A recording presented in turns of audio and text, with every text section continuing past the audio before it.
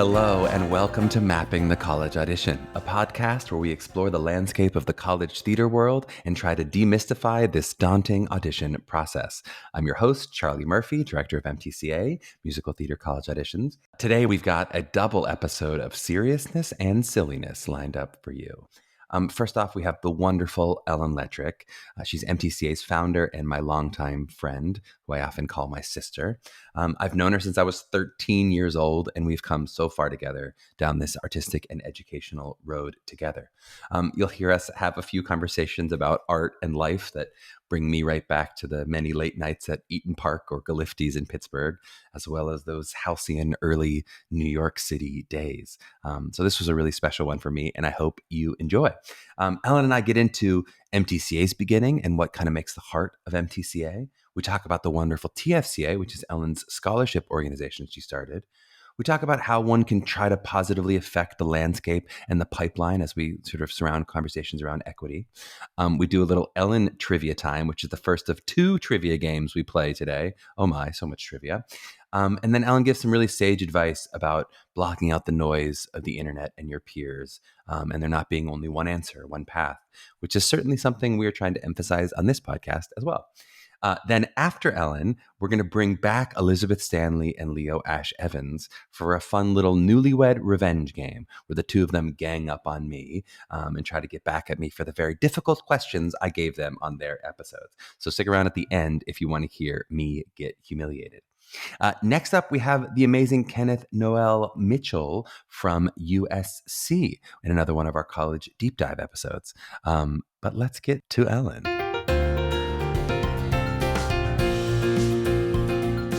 Well, today we have a real honor for the podcast. Our queen bee, Ellen Lettrich, is here. Ellen, who many of you know already. Thank you, Meghan. We have low rent sound effects here, so we just make our own vuvuzelas. Ellen has a BA in history from Villanova University. She has an MS in speech pathology from Duquesne. She's done clinical voice work at Weill Cornell Medical College, as well as the University of Pittsburgh. She's worked as a vocal coach for the Broadway company of Matilda and the off-Broadway and Broadway company of Hand to God. And aside from being the founder of MTCA, she's also the executive director of TFCA, which she founded in 2019, and which we're going to talk about both on this podcast. Ellen, how did we do? That was great. Thank you for the intro. So, Ellen, our queen, you wrote this great blog entry, which people can check out on our site if they want to hear the kind of whole history of MTCA. But I thought, what if we do like a 60-second monologue version of the founding of MTCA? If it needs to be a 90-second monologue, I won't cut you off. But yeah, you know me well. The simple, how it started and sort of how we got to where we are now. All right. Well, anybody who's met me through any MTCA interactions knows that at some point in our first meeting, as I'm demonstrating now, I say I specialize in long stories. So MTCA didn't start on purpose. I think that's the most important thing to know, which meant that it grew organically through first me just having this strange affinity for listening to musical theater songs and loving that genre, those genres, and then hearing a singer and saying, you know what you should sing? You should sing this. And that was weird. But it also occurred in the 90s before there were PDFs of sheet music, before there was YouTube, before there was Instagram. So people were like, who is this strange fairy godmother of musical theater person? I was in the Pittsburgh area and had done local shows with a young woman named Leah Akins, who was in the class of 99, the Carnegie Mellon musical theater class. And she said, oh, we have to raise money for they called it leagues at the time, their showcase. They had to raise some of the money. And I said, bring your class to Canfield, Ohio, where I was a high school teacher at the time. And I was teaching social studies. It was fun, I always say. We had costumes and lots of storytelling. That's what history is. And I said, bring your class. We'll have everybody sing something, talk about what it is to be like, sort of on the precipice of entering a career in theater. And then this is how old the story is, that and then we'll feed everybody. We'll get a big 6-foot party sub from Subway, which was like so cool in the 90s. And now people would be like, really? No offense, Subway, no offense. But Yeah, Subway's one of our sponsors, Ellen. So okay, please be so careful. sorry. I still love Subway. But that was, but feed the young artists and give them a donation for their leagues, and they were really happy. So that started in 99. That partnership continued with Canfield High School up through the class when I left to go to grad school, which was the class of 2002, which was co-director Leo's class and Telly Leung. Mm, And so more people were asking me to coach, and mm, I didn't know really much about monologues. I knew a little about dance, but certainly not to look at it technically like I could at songs.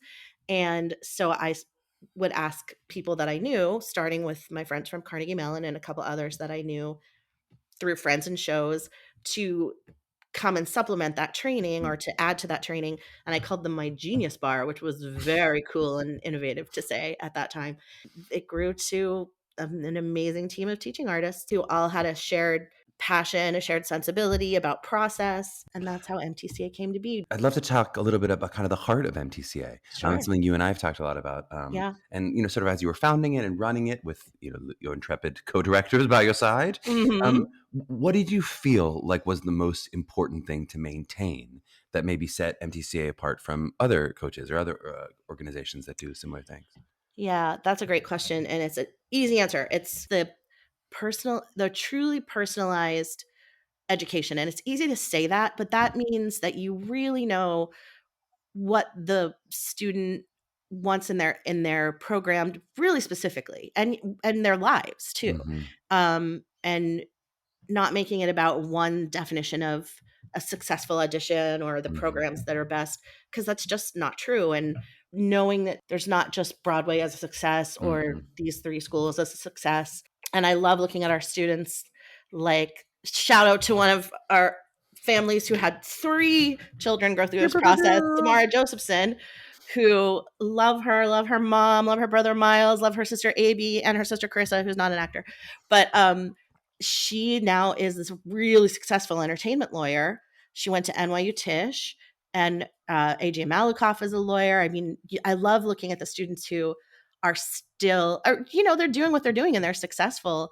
I could name so many of them, whether it's in theater or not, but just kind of watching their journeys progress and knowing that nobody ever tried to tell them what to do on MTCA's end. We just help them figure out that it's really the first step in their education. I love that. That is so what we're trying to do, Mhm. and a little bit on this podcast as we help them map their individual paths, Yeah. for people who are not MTCA students as well. But certainly Yeah. with MTCA, the idea of how individual it can be and how we can celebrate all the different paths and not have it be that the one success is Broadway or the one success is, this school, and then we'll be proud of you that we're Yeah. proud of And all don't our get students. don't get me wrong, it's exciting when you get to see Logan Jones and SpongeBob and Heck yeah. Ashley Reyes and Play That Goes Wrong and on TV, and but obviously we have that goal too. It's just that the broader goal that of the personalization of, and of the education Right. is what I love about what we created all together. What if we transition to, like, what is your favorite part about working with students this age group? I just love to hear, like, what, you've now done it for so many years Yeah. and they're always 17 to 18 years Yep. old, 16 to 18 years old. Yeah. What has been your favorite part about working with that age group? I keep this is not my very favorite, but the first thing I think of is a little silly, which is the kind of surface is I know all the terms. I know right now we spill the tea. We used to give the scoop. I feel like I'm like 2 steps behind. We don't I spill also tea on this I pod. read Let's just BuzzFeed to study up. Um, but I don't know. I've always felt, I don't know about younger than I am, but I just love the energy and the quick-wittedness of theater kids in general and at this age, and being somebody else in their lives who can, especially now that I'm older, like I can be sort of the stern mom, but also like the nerdy mom and the grouchy mom, the theater mom. And Mm-hmm. so I'm definitely not the coolest part of MTCA, and I wear that mantle proudly. I think that's really cool to have like their parents, and then old grandma Ellen, and then Coolio and Charlie, and then like super cool younger coaches, because you're old now, Charlie. So true. So true. Yeah. Somehow Love Leo that. accused me I got older than he did all of a sudden. I don't know how that You happened. know, depends on the week, I think. Unbelievable.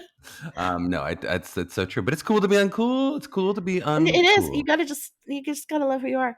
Elle, I would love to get a bit into this wonderful new company that you've started, Yes. of TFCA. Uh-huh. So a few years ago, you decided to kind of take a step back from MTCA and Yep. dive full time into this new wonderful organization. So tell me a bit about that decision. What made you want to jump ship to this brand new, exciting company that didn't exist before you started it?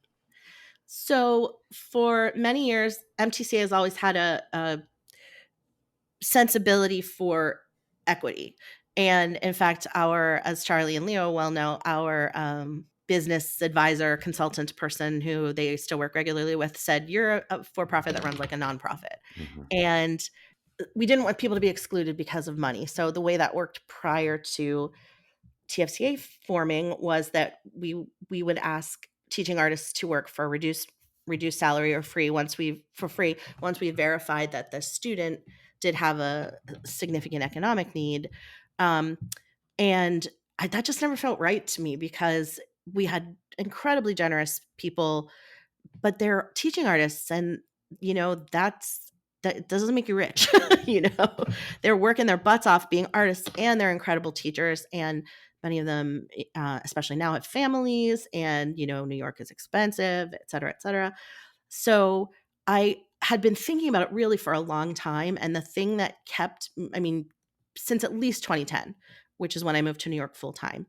And the thing that I was hesitant about and that kept me from moving forward was I thought, I have no idea how to do the legality of it. I knew vaguely that it was, a different animal. And because because MTCA wasn't set up like with a business plan, it was an organic evolution. Well, I was just learning the things that you need to know to run a small business. So I just thought, I don't know how to do this. And then the later teens, we had a couple of years in a row where there were students who had their own nonprofits. And I thought, obviously an adult helped them set it up, but I thought, okay, come on, Ellen, like you got to figure this out. So I'm not sure how I came across it, but there's an organization called Volunteer Lawyers for the Arts, or VLA, which has a branch in New York. I think it's 50 years old in New York, and they may have branches in other metropolitan areas. And they do once a month a like nonprofit for dummies 3-hour workshop where you just learn all of the framework stuff. And that was enough for me to say, okay, I can do this. It's not as hard as I thought. Um, it is hard, don't get me wrong, but the starting of it, I just needed an attorney who could guide me patiently, which I was lucky to be referred to, and we're still living and learning. It is our educational model, because it's so similar to MTCA's, clearly works, and we provide we're in our third. We've just entered our third year of scholars. We call them our students, and we provide not just artistic training, but all of the accessories and clothing and travel needs. But it's all based on fundraising, and that's really difficult. Also, not my fave. I want to be with the students, but we have wonderful people that help us with fundraising, and I'm really proud of everyone who works with TFCA. We're all volunteers, including me currently, working to change that, especially so we can hire an executive director with broader knowledge of the nonprofit world, and I can focus on the educational aspects of it. But we were able to help 6 students during the pandemic, and we started with 7. I also hate that that's such a small number. It's such a small number, but I don't want to waver from the comprehensiveness of what we do, because it ties. I was thinking about this morning, um, just kind of in general. There there are ways you can help students in small increments and help them with specific aspects. But what MTCA's model made me and MTCA really good at, which we figured it out together over so many years, is that comprehensiveness. And I have so much experience in that it would hurt my soul to it does hurt my soul to think of it hurts my soul to think of helping a small handful of kids, but it hurts my soul maybe more to think of not helping them completely, because that's what each student needs is successful auditions, so they have college choices, that are financially viable. And that's the hardest part.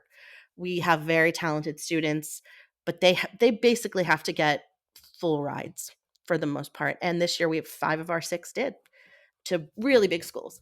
And part of that is that they came to us as incredibly good students already, which really helps. But anyway, that's a lot about. I could talk about TFCA forever. Elle, it's such a worthy cause. Mhm. We talk about it with the faculty a lot, how important it is to increase access, but Yeah. there's only so much they can do on their end of the pipeline, right? Right. You really are now forming a kind of necessary moment earlier in the pipeline, and I do think that holistic, we call it now holistic, is our new favorite word for the soup to nuts help, right? But Yeah. that kind of help is you can make pre-screens easier, you can make it, but if you don't have somebody helping you with some of the little obstacles that get in your way, which to some people they don't even realize they're obstacles, but Yeah. they just need someone to grab their hand and go, no, no, this is not that bad. Let me help you through it. It can be a huge, and then can give them access to this whole world that they didn't know about. Yeah, and there are, and every year with every student, again, the individuality, I learn more and more things to check for in advance. Like, does the student have, not because this would not affect their qualification to be a scholar, but things to, like, address at the very beginning of their work with us. Do you have a space that you can work where you can work uninterrupted in Mhm, your home? If mhm, not, let's find one. That's something that a lot of students just don't have to think about. mhm. I've done lots and lots of reading and sitting in on workshops, and participating in workshops about anti-racism and anti-racist education. And so a lot of the posts that are like, here's what privilege is and isn't, in terms of factual things, like not worrying about, can you go to the dentist and stuff like that. A lot of that affects the audition process. Mhm. Maybe the dentist, maybe not, but things that, again, a lot of students don't have to think about. And our goal, we always say, is we want you to feel like, not to feel like, to be in the same position as your upper middle class peers who have a budget but not a super restrictive one. Right.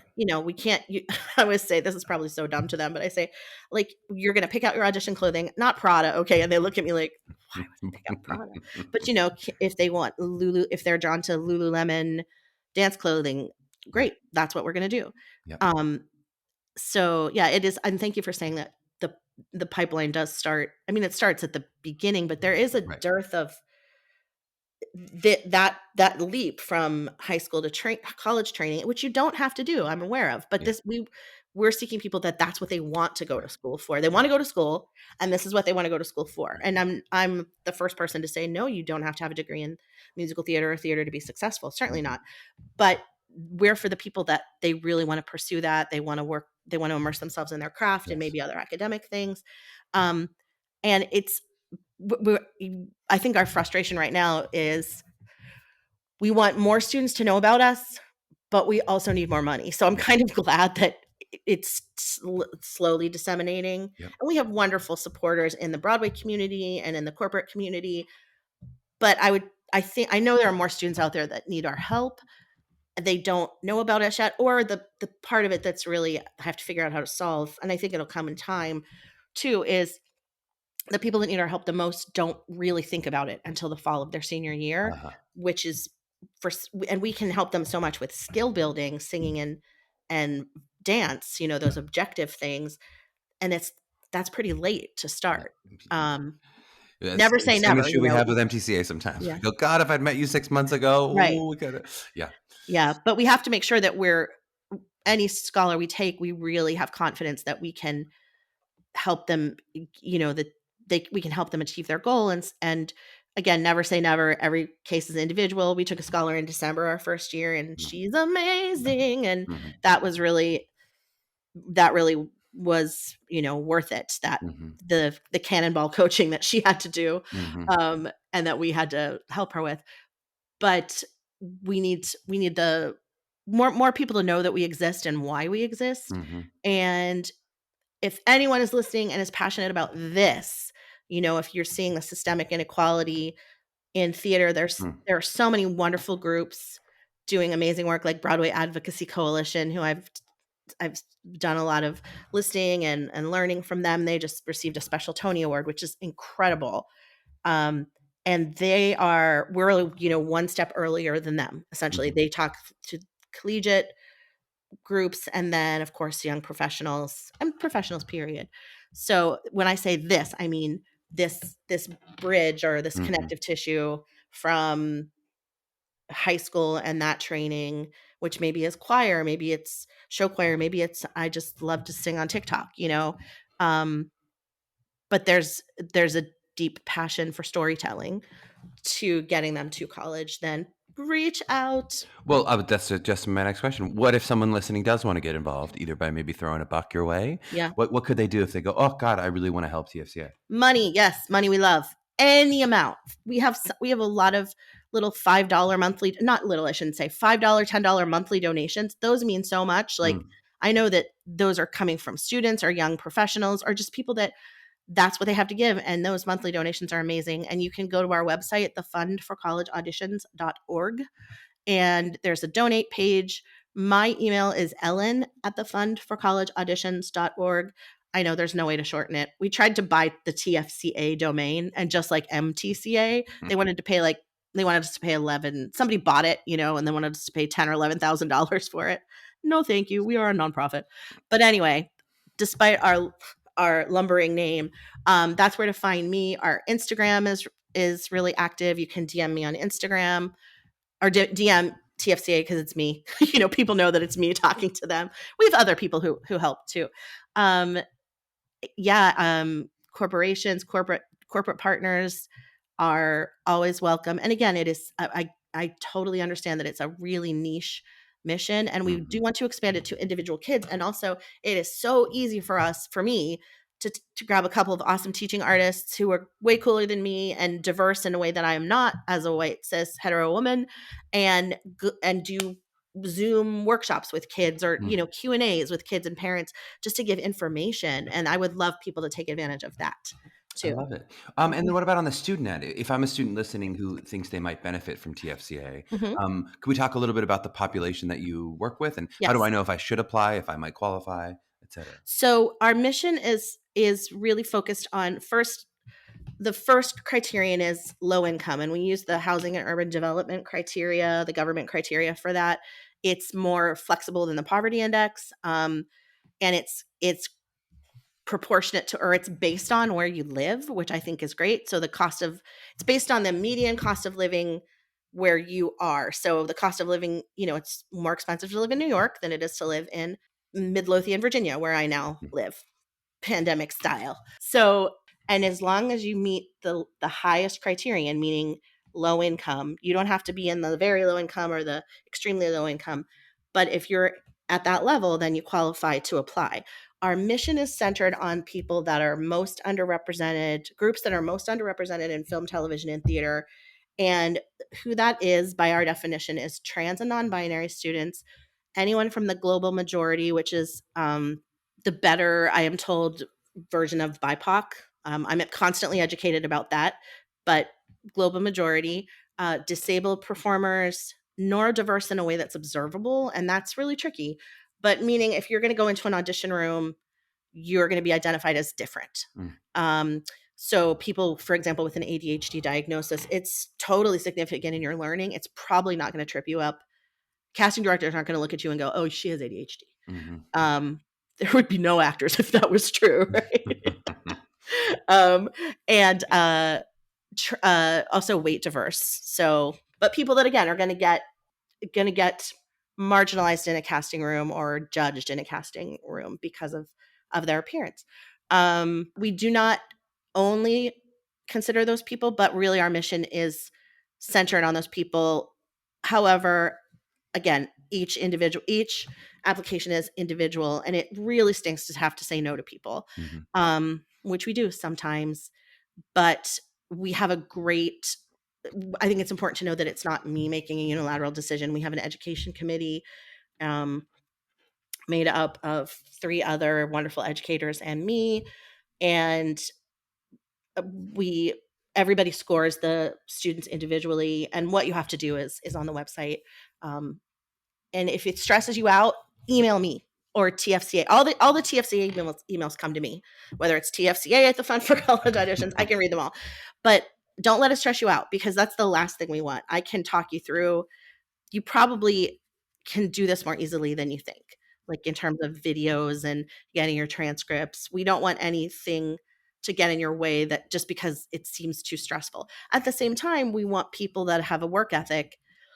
So you have to put in the work and you have to apply, and we accept on a rolling basis. If you are hearing this and you want to apply. We will be honest with you if we are out of funds for the year. So when are we done? We're done when we have chosen as many scholars as we have money for, and we just evaluate the applications as they come in. Love it. And we will put all of these links and @ and tags in the show notes, so they'll be able to follow you and click on get up-to-date information. Let's actually cue to a break. And when we come back, we'll do a little trivia with Ellen Lettrich.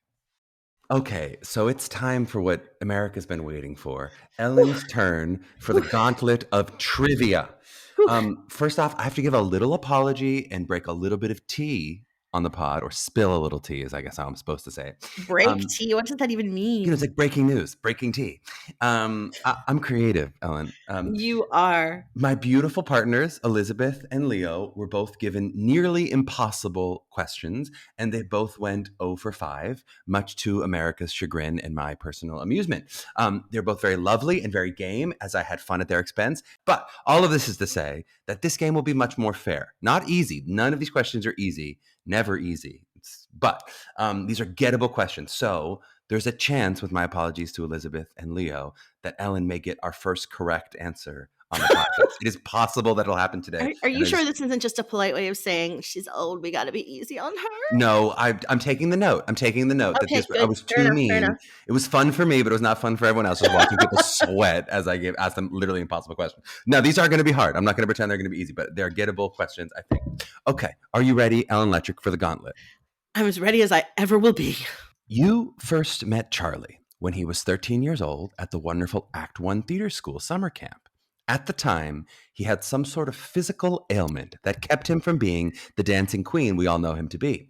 For the first correct answer on the podcast, name that injury. So easy. Well, he had a cast on his arm. Broken wrist? The correct answer is a broken right ankle. A broken right What? ankle. I thought it was on your arm. I know. Oh my God, I think you're Evan Hansen, and I'm wrong. I set you up for failure because I've heard you say that before, that he had a broken arm when you met him. And I was like, no, he had a broken ankle. Technically, a broken you never corrected me, waiting all these years. I knew there'd be a time. To get your revenge. Question 2. So 0 for 1, but she's got a chance. Though this question is probably the hardest one.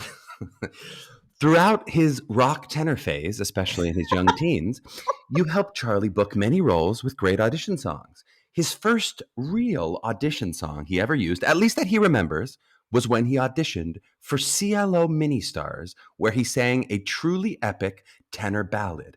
What song did Charlie use to audition for CLO Mini-Stars, #booked and blessed? Hint, he would almost certainly not use it if he were 13 years old today, as some may deem it an inappropriate choice. #different times. Was it After School Special? It was not After School Special. Oh, that's not a ballad, but oh my gosh, I remember when you booked Mini-Star, well, when you told me, you and Christian Ortiz, and where we were, but okay. I don't remember that. The correct answer was Endless Night from The Lion King. No, I did not. 100. I don't know if you did. I'm actually not sure if you gave it to me. I do not think I gave that to you, Charlie. Way to hurt my reputation. Definitely coach me on it. If Will Branner is listening to this, he will never live it down. 4 bonus points. What was the next audition song in his book that he used for his high school auditions? Hint, it was a song cut from a popular musical. Oh, was it Marking Time from Pippin? Marking Time is the first correct answer on the podcast. We're only treading water. I'm only marking time with you. We're counting every moment. Yes, that's all I remember. Okay, question 3. She's 1 for 2.5. Meghan Cordier was an MTCA student many, many, many years ago. Okay. Name one of her audition songs. Ugh. Did you know I'm Not at All in Love? Yes, you did. Wait, no, say that one more time. I'm Not at All in Love, and I was not her song coach, my friend. Correct. That's what makes it extra hard. You did see her to mock. Okay, so we have 2 correct answers out of 3.5 questions. Question 4. How many currently active, and I'm going to define that as on the MTCA website, MTCA coaches have children? Hint, Little Pearl Studios Murphy does not count. Also, hint, multiple kids does not increase the number of coaches, but multiple coaches having the same kid does. I'm going to give you a plus or minus of 1. So if you're within 1, you're correct. I know for time's sake, I'm just going to say 4. 4 was your answer? Yeah. But my what I've written down as the correct answer is 12. What? Can you believe it? Okay. What discipline has the most children for bonus points? What discipline has the most coaches with children? Is it vocal tech? It is monologue. 5 Really? monologue coaches with Wait. kids. But you have to remember, Katie and Ryan count twice because there's 2 coaches. No, unfair. I said it. Multiple kids is not That's increasing numbers. Multiple coaches having the unfair. same kid does. I literally gave you a hint toward Katie and Ryan. For extra bonus points, which kid is the cutest? There is a correct Pearl, answer. duh. Little Pearl Studios Murphy. Okay, another correct answer. Beautiful. Still in your She counts this time. Of this question 5, of the active MTCA coaches, same definition, how many were at one time MTCA students? Oh, okay. For the purpose of this question, I do not count, but Lisi does. Okay. In terms of where the MTCA is defined. I'm going to say 8. I'm going to give you 8 is correct. I have 9, but we said plus or minus 1 would be correct. So I'm going to say that is correct. Which discipline has the most MTCA coaches? That were former students. Dance? Dance is correct. Very good. Very good. Okay, so Ellen, you have officially won the game. You've gotten multiple correct answers. We're incredibly proud of you. Meaning 2. No, 3? I think you got more than 2 if we count the bonus questions. You got some steals. I think you got like 3 correct, 4 correct, maybe. No, not 4. What a pleasure to play a little bit of MTCA. She's the queen of newlywed trivia.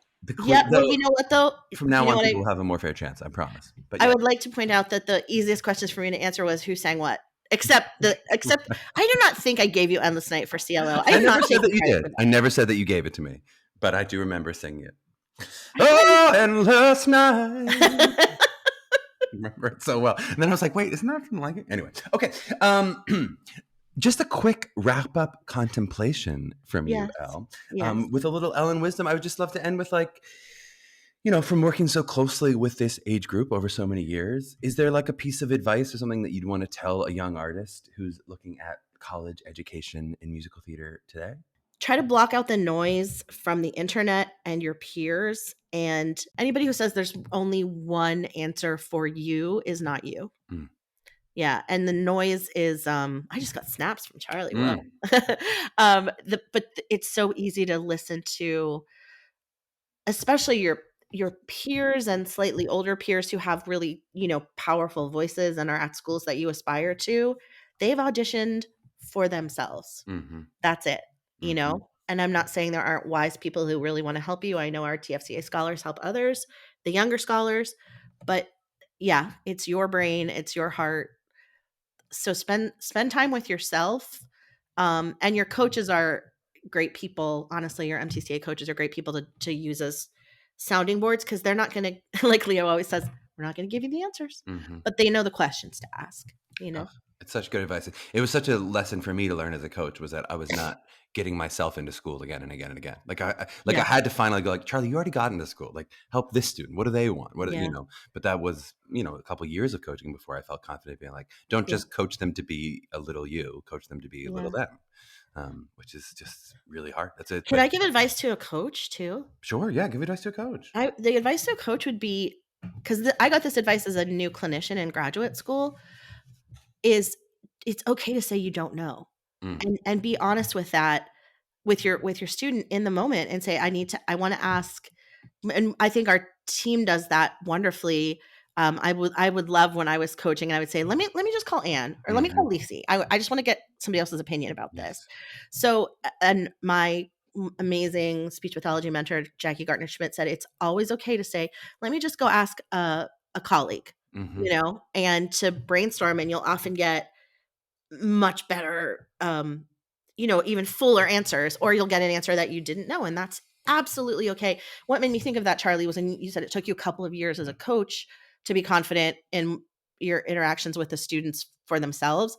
It takes a lot of confidence as a teacher to be able to say, you know what, I'm not sure, but you don't have to know everything. Nobody does. True. And That was my old teacher advice. Well, speaking to that compliment that you've always maintained that through years when you knew more than so many people, and you would still say, "I'm gonna double check. I'm gonna verify for that for myself, or I'm gonna ask someone else, or I'm gonna get a second opinion." It just makes the places when you do say, "I know this," feel that much more confident because you're like, "I know this. I do. This I know, and this I need to verify, or this I'm gonna double check." You want coaches who are specialized in this process because they know what is changing. And what made me think of that was the last live masterclass, summer facto masterclass we had was the time when I recall hearing the most, guys, we don't care if it's overdone. Do Les Mis, do Wicked, it doesn't matter. And I always tell new students who I'm meeting, who I'm introducing that concept to, which will be reinforced by their song coaches. If Ellen 5 years ago would have been sitting in the corner with her arms crossed, like, over my dead body will an MTCA student sing Les Mis. But you know what? That's what they are. You have to listen to the faculty. They're your audience, right? And I love that they're saying that. Yeah. It's what you bring to it. And I love listening to the podcast with the faculty because they're saying things that I already know, but I love it to be that I've learned from them, and I love hearing it reinforced. That's so true. Well, Elle, thanks so much, and thank you for the time today and for being the incredible person that you are. Thank you, Charlie, and Meghan.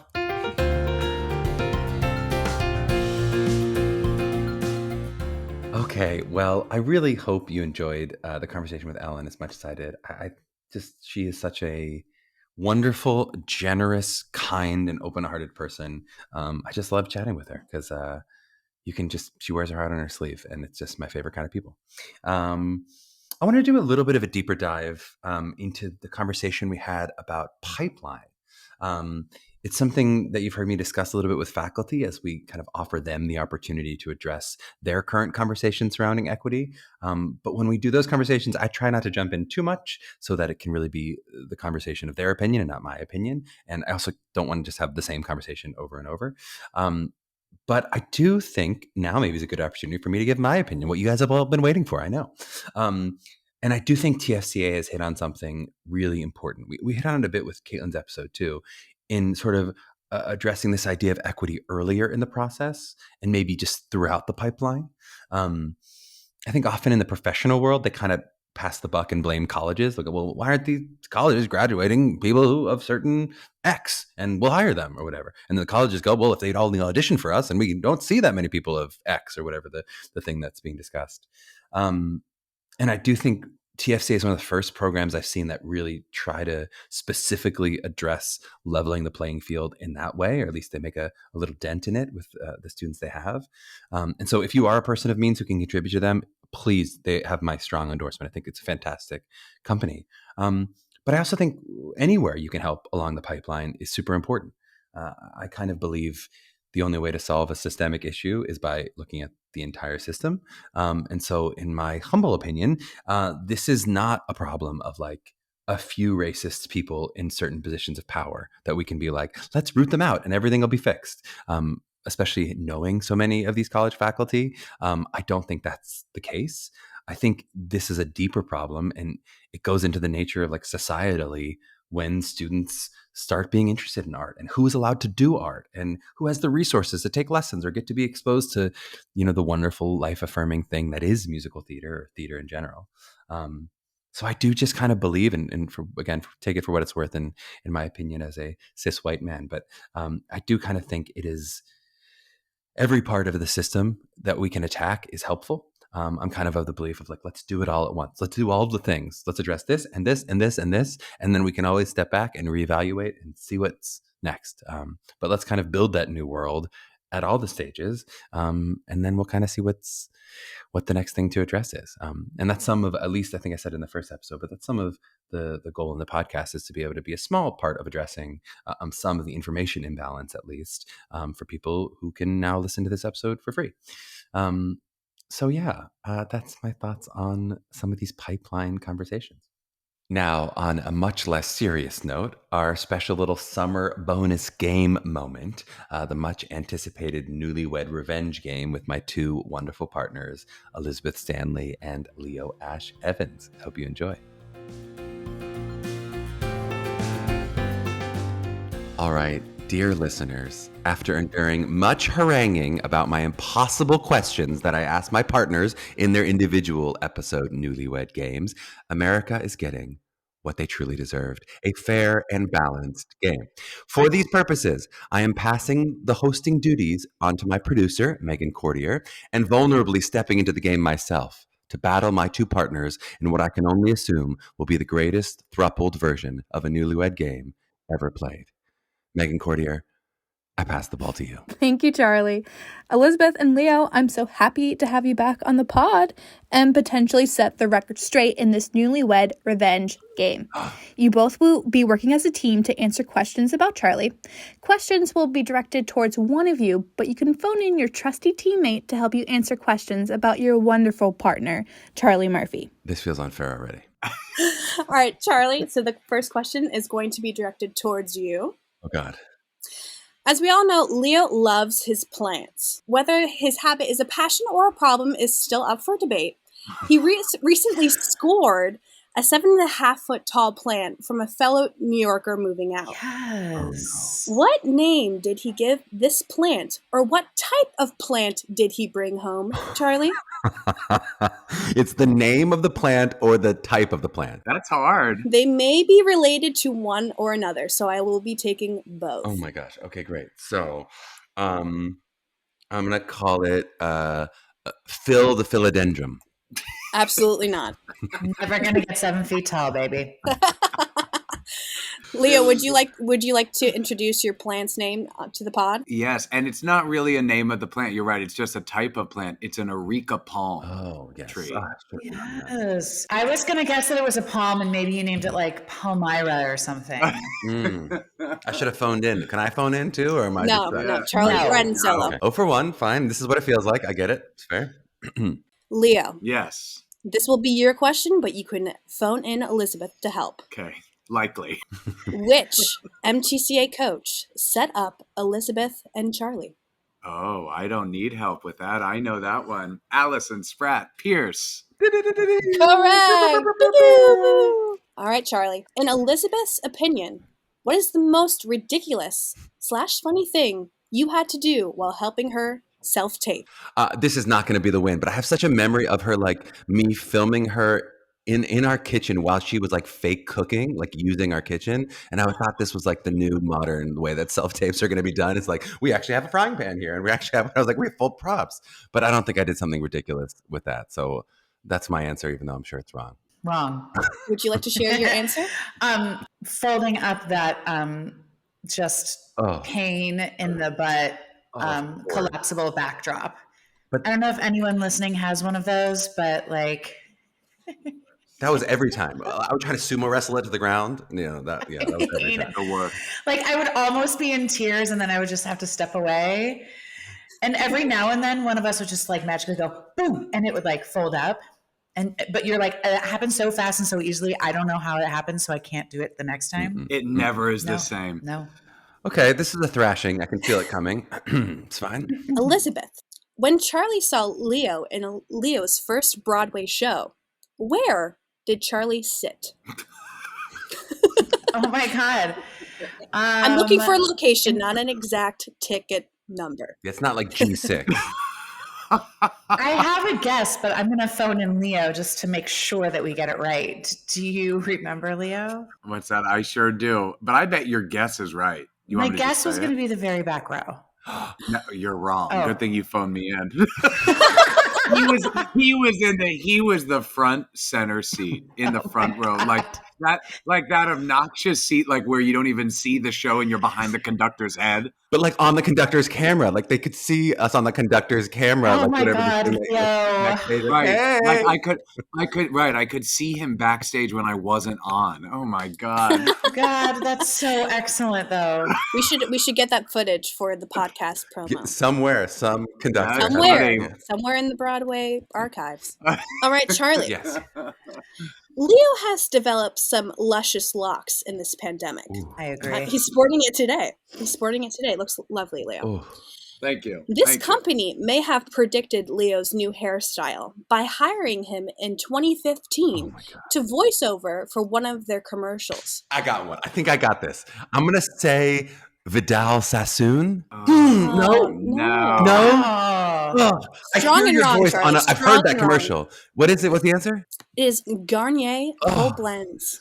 Yes. Garnier. Oh my God. Wait, Leo, what's the clip? we What need did to you have hear to it. say? I need to know. Whole blends Garnier, where every color and every matching color, something like that.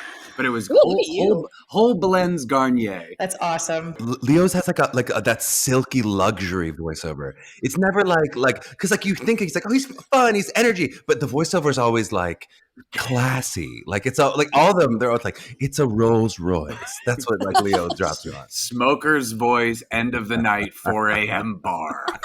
Own it. Do you like a good whiskey? I've got it for you. Yeah. All right, great. 0 for 3. I thought I had that one. I thought Vidal was going to give it to me. Okay. Yeah, you were confident with that answer too, Great. Charlie. Wrong and wrong. That's right. Leo, Yes. where in the world did Charlie propose to Elizabeth? I can't phone a friend. Elizabeth is a part of the answer. Haven't you been locking in the details of my life, Leo? Jeez.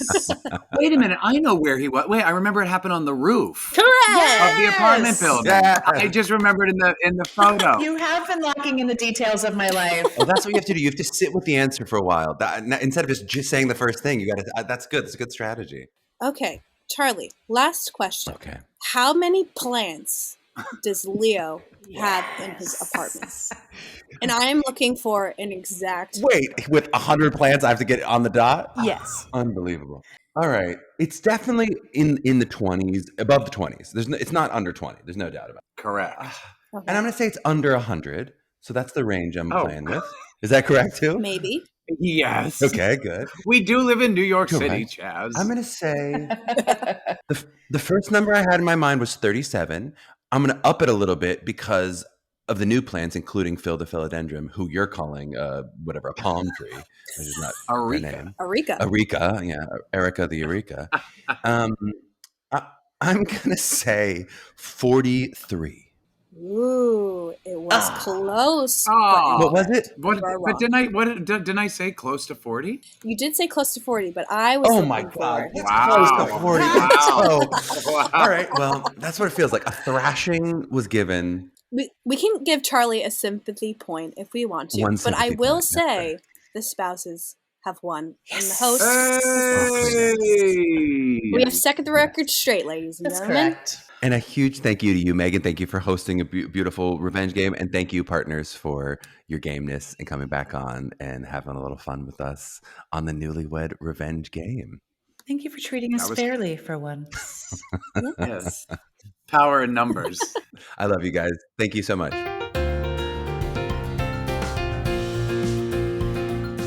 Well, that's our special episode. If you enjoyed this episode and my utter humiliation and want to hear more of our ridiculousness, please give us that sweet, sweet follow. We'd also appreciate it if you were to rate and review us where you found us. We suggest 5 stars if you want to see a copy of that conductor's tape, and ironic 5 stars if you'd just rather use your imagination. Perfectly fair. You can also reach out to us with questions for the pod at mailbag@mappingthecollegeaudition.com. If you're interested in working with MTCA for help with your individual prep for your college audition journey, please check us out at mtcollegeauditions.com. To my young artists out there mapping their journeys, there is no amount of plants that is too many plants. We'll see you next week.